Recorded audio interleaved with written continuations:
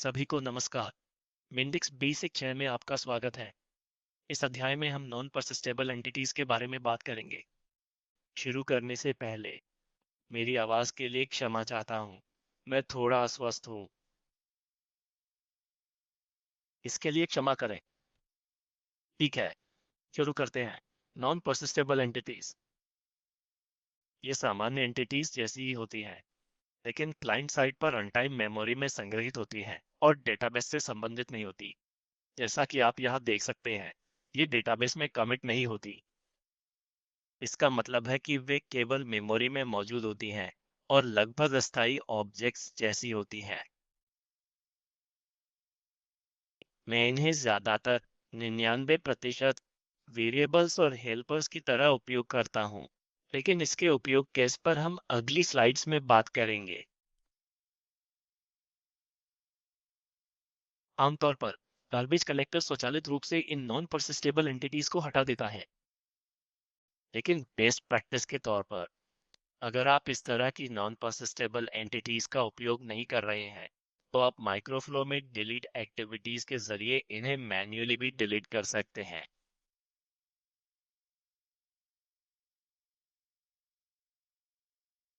और इन्हें कभी कमिट न करें। नॉन परसिस्टेबल ऑब्जेक्ट्स को लगातार लूप में बनाते न रहें, वरना जैसा आप जानते हैं, यह आपकी राम खा जाएगा।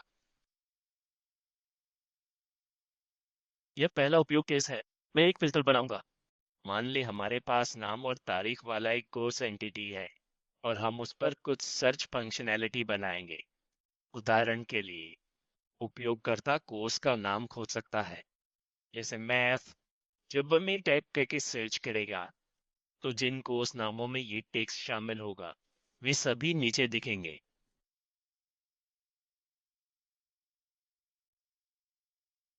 और उदाहरण के लिए उपयोगकर्ता कोर्स की तारीख के लिए प्रारंभ और समाप्ति तिथि चुन सकता है, और इन तिथियों के बीच आने वाले सभी कोर्स नीचे सूचीबद्ध दिखेंगे। और मेरे पहले वीडियो, जिसका नाम लॉगिन पेज फ्रॉम स्क्रैच है, से आप रजिस्ट्रेशन एंटिटी को याद करेंगे। यह भी अच्छा अभ्यास है कि रजिस्ट्रेशन जानकारी नॉन परसिस्टेबल एंटिटी के जरिए ली जाए, जैसा हमने पहले किया था। उदाहरण के लिए, यदि आप अपना अकाउंट बनाना चाहते हैं, तो आपको नाम, उपनाम, ईमेल पता, पासवर्ड और कंफर्म पासवर्ड देना होगा। तब हम माइक्रोफ्लो में आवश्यक वैलिडेशन लॉजिक करने के लिए इसी प्रकार की नॉन परसिस्टेबल एंटिटी का उपयोग कर सकते हैं। कृपया चैनल पर मेरा पहला वीडियो देखें। दूसरे, मैं एक नई टीचर एंटिटी भी बनाऊंगा और उसे कोर्स से जोड़ूंगा। और मैं एक रिपोर्ट हेल्पर बनाऊंगा। उदाहरण के लिए, मैं कोर्स की सारी संबंधित डिटेल्स नहीं दिखाना चाहता, केवल नाम और उसके पास टीचर का नाम दिखाऊंगा।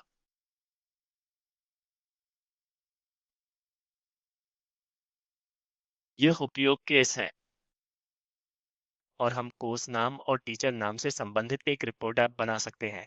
उपयोगकर्ता केवल इस हेल्पर एंटिटी को देखेगा। उसे मूल एंटिटीज कोर्स टीचर देखने की आवश्यकता नहीं होगी। जैसा कि पहले कहा, मैं आमतौर पर ऐसी एंटिटीज को हेल्पर्स की तरह ही उपयोग करता हूँ। बस इतना ही। चलिए मेंडिक्स स्टूडियो प्रो पर चलते हैं। ये सुरक्षा के बिना शुरुआती ऐप है, बस बेसिक ऐप। तुम इन मॉडल पर जाएं। जैसा कि आप जानते हैं, हम एक एंटिटी जोड़ सकते हैं, और आप देखेंगे कि परसिस्टेबल का डिफॉल्ट यस होता है, जिसका मतलब है कि जब आप कमिट करेंगे तो ये सीधे डेटाबेस में चला जाएगा। और सामान्य जानकारी के तौर पर मेंडिक्स में आप इस तरह डेटाबेस चुन सकते हैं। बिल्ट इन डेटाबेस का मतलब HSQL होता है।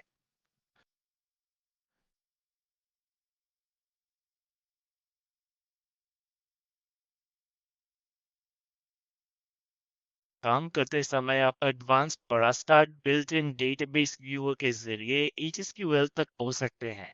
ठीक है, मेरा ख्याल है मैंने ये अपने पिछले वीडियो में दिखाया है। ठीक है, ये वे डेटाबेस है जिन्हें मैं चुन सकता हूँ, लेकिन मैं डिफ़ॉल्ट के रूप में बिल्ट इन डेटाबेस से शुरू करूँगा। ठीक है। इसी एंटिटी को नॉन परसिस्टेबल बनाने के लिए परसिस्टेबल को नो पर क्लिक करें। पृष्ठभूमि नारंगी हो जाएगी। ये मेरी नॉन परसिस्टेबल एंटिटी होगी। तो उपयोग के इसके रूप में मुझे नाम और तारीख के साथ एक कोर्स एंटिटी बनानी है। मैंने इसे सरल रखा है। हाँ, और शॉर्टकट के रूप में एंटिटी पर राइट क्लिक करके आप आसानी से ओवरव्यू पेज बना सकते हैं। आप देख सकते हैं कि ओवरव्यू पेज यहाँ आ गए। ड्रैग और ड्रॉप करें। हाँ, ये तैयार है। अब हम इसमें कुछ कोर्स जोड़ सकते हैं। मैं जो करने जा रहा हूँ वो यह है कि मैं एक फिल्टर एंटिटी बनाऊंगा। फिल्टर, आप नाम के आधार पर कोर्स को फिल्टर कर सकते हैं नाम से, और साथ ही प्रारंभ तिथि और समाप्ति तिथि।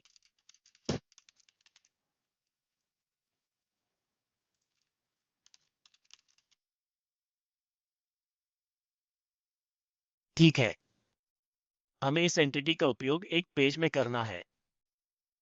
आइए एक ब्लैंक पेज जोड़ते हैं और उसका नाम फिल्टर पेज रखें। हाँ, उन सभी को हटा दें। मैं सबसे पहले अपने फिल्टर के साथ एक डेटा व्यू रखूंगा। ठीक है।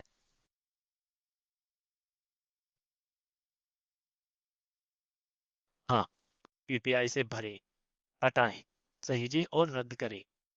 मैं बेहतर दृश्य के लिए एक लेआउट ग्रिड रखूंगा। सभी को ड्रैग एंड ड्रॉप करके बाईं तरफ ले जाएं। ठीक है, यह मेरा फिल्टर होगा और मैं इस पर कुछ बटन लगाऊंगा। इस खोज को संभव बनाने के लिए और नाम सर्च रखें। अभी डू नथिंग रखें। मैं इसे बाद में बनाऊंगा। ठीक है, मुझे ये पेज अपने होम पेज से खोलना होगा। श्रेष्ठ अभ्यास और सामान्य जानकारी के तौर पर इस पेज का कुछ संदर्भ है और इसमें एक पैरामीटर है। इसका मतलब है कि पेज एक पैरामीटर अपेक्षित करता है, इसलिए आप इस पेज को सीधे होम पेज से कॉल नहीं कर सकते। देखिए, एक त्रुटि है। चयनित पेज एक ऑब्जेक्ट की प्रतीक्षा कर रहा है। तो आप जो करेंगे वह यह है, आपको एक ऑब्जेक्ट बनाना होगा या एक साधारण बटन बनाना होगा। मुझे एक साधारण बटन बनाने दें। ठीक है, फिर ऑन क्लिक इवेंट पर अस्थायी फिल्टर के साथ ऑब्जेक्ट बनाएं और फिर आप मेरा फिल्टर पेज चुन सकते हैं।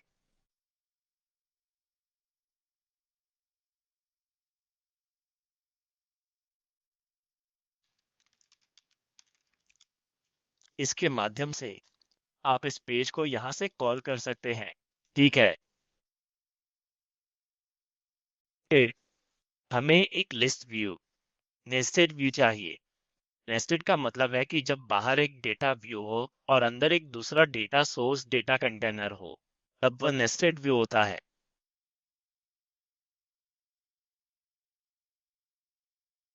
तो मैं उस पर एक लिस्ट व्यू रखूंगा और डेटा सोर्स को माइक्रोफ्लो बनाऊंगा।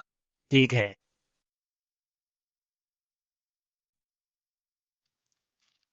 मैं डीएस फिल्टर गेट कोर्सेज वगैरह कॉल करूंगा।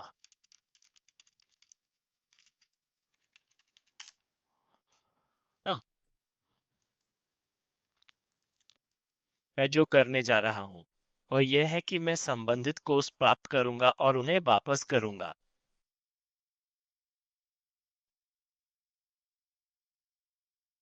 अगर मैं ऐसा करता हूँ तो पेज पर सभी कोर्स दिखेंगे। मुझे सब सेव करने दें। ठीक है, लेकिन मुझे यह फिल्टर काम में लाना है। ठीक है, तो चलो पहले प्रारंभ तिथि और समाप्ति तिथि विशेषताएं बनाते हैं।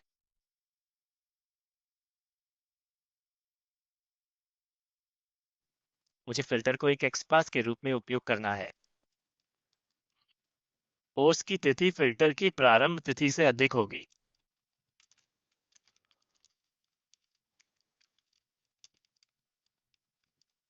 और साथ ही तारीख फिल्टर की समाप्ति तिथि से छोटी होगी।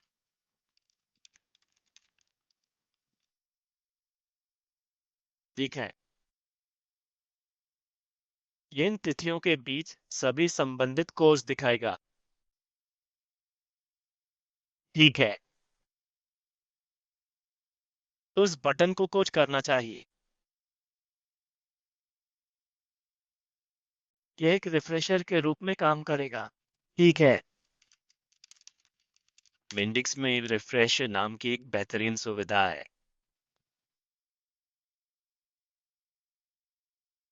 ऑब्जेक्ट को फिल्टर में बदलें। मुझे पता है कि ये एक गैर स्थायी एंटिटी है, लेकिन मैं इसे बदल सकता हूँ। मैं इसे रिफ्रेश इंक्लाइन कर सकता हूँ, यानी पूरी पेज फिर से लोड रिफ्रेश होगी। तो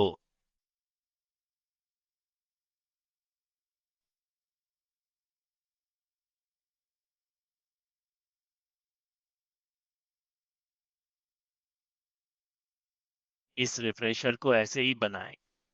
एक बहुत उपयोगी तरकीब है जिसका मैंने अपने वास्तविक जीवन में उपयोग किया है। ठीक है। तो बटन रिफ्रेश हो गया है। ठीक है। बहुत बढ़िया। तो हमें कोर्स और तारीख देखनी चाहिए। ठीक है। बस पैरामीटरों के साथ एक साधारण टेक्स्ट, नाम और दूसरे पैरामीटर के रूप में दिनांक व समय। हाँ, सही। देखता हूँ क्या होता है। चलाएं और परीक्षण करें।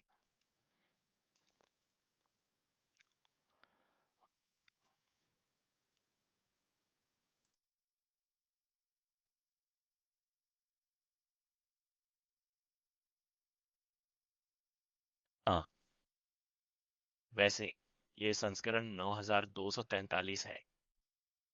आइए कुछ पाठ्यक्रम जोड़ते हैं। कोर्स है ब्ला ब्ला।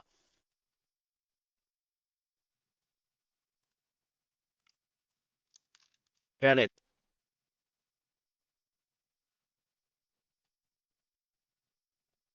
अंग्रेजी। तारीख क्या थी?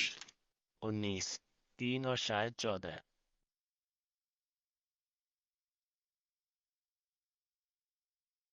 हाँ, एक बार और।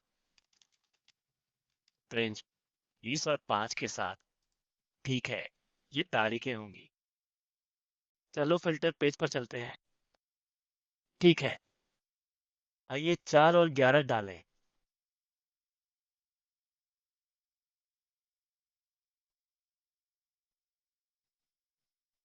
ओ, चलो जांचते हैं। 4 और 11। नहीं, ये खाली है। उदाहरण के लिए मुझे 20, 10 और 20 चुनने हैं। हाँ। हाँ, ये अच्छा है। साल की शुरुआत के बारे में क्या? सर्च करें। हाँ, ठीक है। लेकिन अगर मैं कोर्स को नाम से चुनूं तो क्या होगा? उदाहरण के लिए पेंच, यह इस तरह काम नहीं करता। यह सिर्फ प्रारंभ तिथि पर काम करता है। तो हमें अपनी लॉजिक में सुधार करने की जरूरत है। मैंने इस पर एक डिसीजन बॉक्स लगाया। दरअसल ये गलत जगह है। माफ करें। आपको इसे उपयोग करना होगा। ठीक है। मुझे एक डिसीजन बॉक्स लगाना है। और यह रिट्राइव डेट से संबंधित है। तो इस स्थिति में यदि फिल्टर नेम खाली है, तो इसका मतलब है कि मैं डेट एट्रीब्यूट का उपयोग कर सकता हूँ। ठीक है।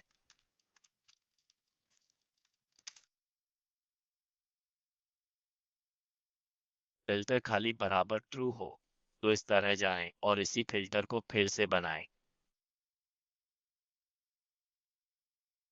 यदि यह फॉल्स है यानी यदि नाम भरा हुआ है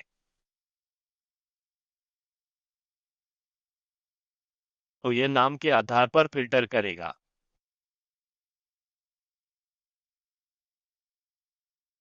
हम यहाँ कंटेन्स का उपयोग कर सकते हैं। नाम और नाम के आधार पर फिल्टर।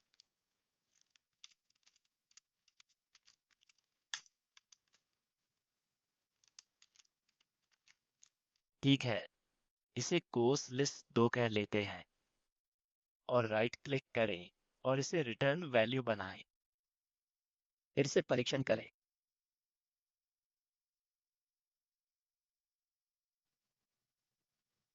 ठीक है, फिर से पेज पर जाओ। मिल गया। हाँ। रेंज। हाँ। बस इसी तरह एल इंग्लिश। हाँ। ठीक है, यह अच्छा है। हमारा उपयोग मामला क्या था? हाँ, शिक्षक और हेल्पर पैरामीटर। ठीक है, मैं करूँगा। डोमेन मॉडल पर जाएं, बंद करें, इसे इस तरह रखें। एक शिक्षक बनाएं। नाम वाली एंटिटी। प्रत्येक पाठ्यक्रम का एक शिक्षक होगा। सरल रखने के लिए प्रत्येक शिक्षक का भी एक ही पाठ्यक्रम होगा। ठीक है, मुझे कुछ ओवरव्यू पेज जनरेट करने हैं।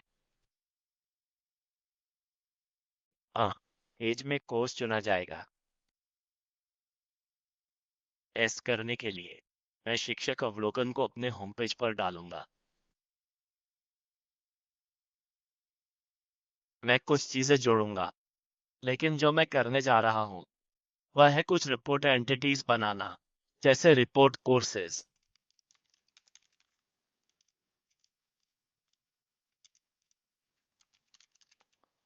और कोर्स का नाम और शिक्षक का नाम। ठीक है।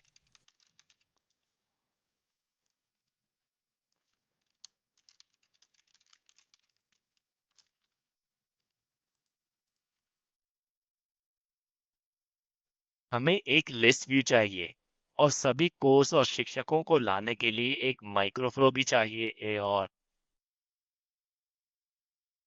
ये माइक्रोफ्लो नॉन परसिस्टेबल एंटिटीज को बनाएगा, भरेगा और उन्हें एक पेज पर दिखाएगा।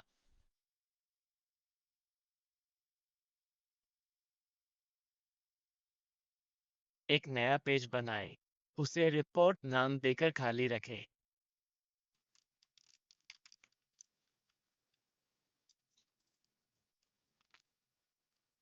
लेआउट ग्रिड हटाएं और डेटा सोर्स माइक्रोफ्लो के साथ एक लिस्ट व्यू रखें।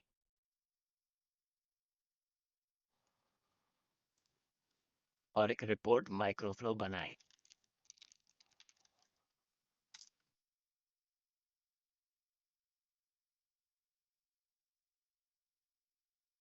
ठीक है, अभी तक कोई इनपुट नहीं है और कोई आउटपुट नहीं है। मैं एक लिस्ट बनाऊंगा क्योंकि इसका उपयोग लिस्ट व्यू में होता है। मैं एक लिस्ट बनाऊंगा रिपोर्ट कोर्सेज के साथ। ठीक है, और यही पेज मैं दिखाऊंगा। और मुझे पेज के लिए कुछ तत्व भी बनाने हैं।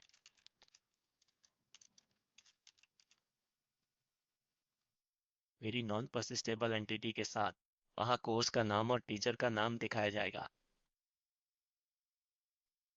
ठीक है। ठीक है। ठीक है, इसे एक कंटेनर में रखें ताकि प्रत्येक पंक्ति बेहतर दिखे। ठीक है, मुझे सबसे पहले सभी कोर्स बनाने की आवश्यकता है। मुझे सभी कोर्स रिट्रीव करने हैं। फिर हर कोर्स पर लूप करके कुछ रिपोर्ट कोर्स एंटिटी बनाऊंगा। ठीक है।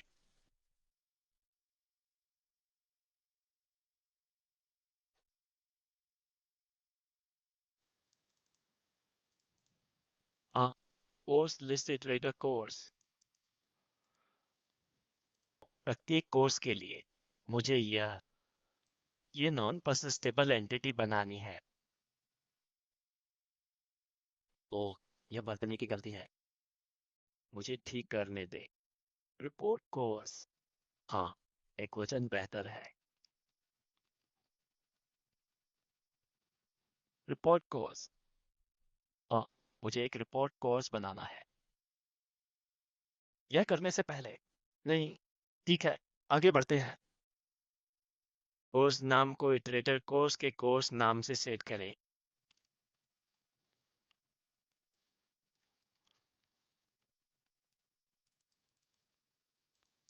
और टीचर के लिए एसोसिएशन के जरिए रिट्रीव करके टीचर का नाम लेना होगा।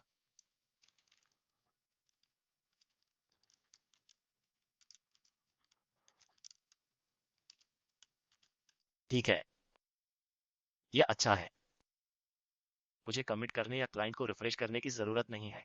बस यह ऑब्जेक्ट बनाना है और इसे मेरी लिस्ट में डालें। कॉम्बाइन। आखिर में इसे रिपोर्ट कोर्स लिस्ट में जोड़ें।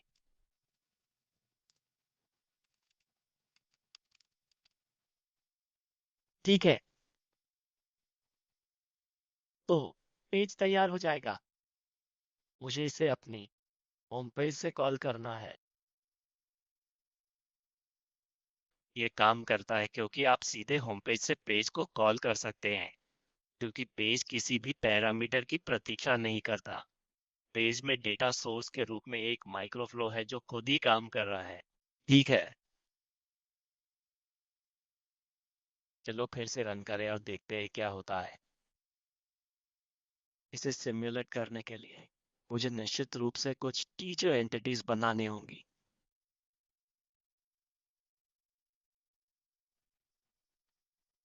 इसके लिए खेद है।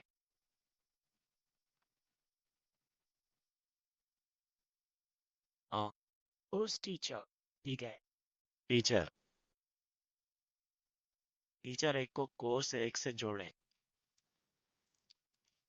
Teacher math to math. बहुत चतुर है ना। Teacher French to French.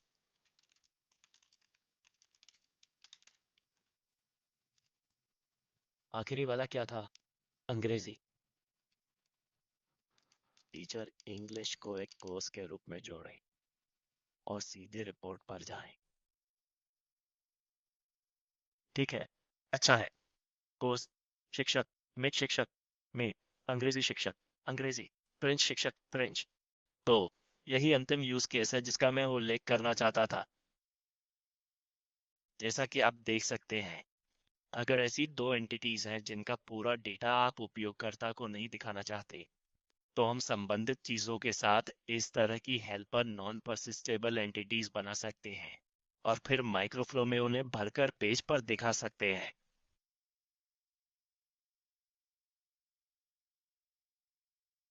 ठीक है।